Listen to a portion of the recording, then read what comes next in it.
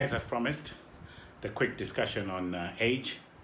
Now, age is it's not age discrimination, but the airlines basically are looking for an investment in somebody, and you find that if somebody is a little bit past, say, 45, they might be thinking, oh, we might be spending a lot of money on somebody who might finish up too soon before we get a return on investment. So essentially, if Cathay Pacific, for example, we have second officers, and that's designed for people in their 20s, maybe late 20s, early 30s, because the assumption is somebody like that doesn't have a family, they're single, and the package is in fact designed for somebody that's single, that's just coming up in aviation.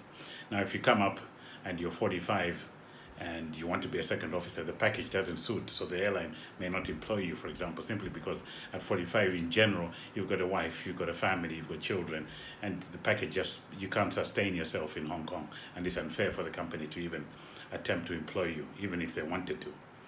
Whereas if you come into the airline at, say, 45, but you're qualified, you've got a little bit more experience, and so on, they'll look at it and say, yeah, this guy actually wants to come in and wants to fly, and they have been successful at whatever business they've been in. They haven't just changed career because there's nothing else to do. That's one of the criteria for a mature person. Are they doing this change because they've failed at something, or are they doing it just because they feel they might be good at it? It's not something they really wanted to do.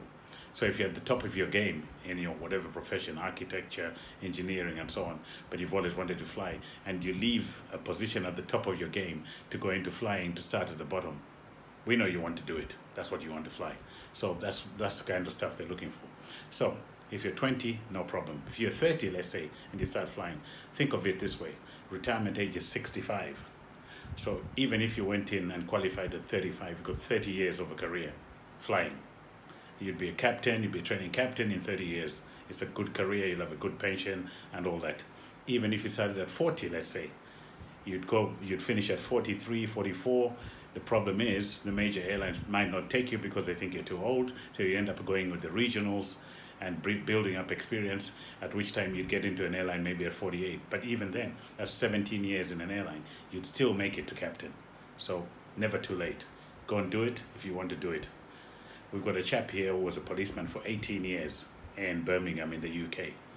And at 42, he decided that what he wanted to always do was do flying. He went into flying, and he was lucky in that when he came to Hong Kong, they saw that this guy was actually leaving a position where he'd gone up the ranks in the police force.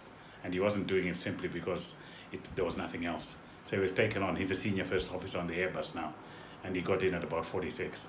Never too late.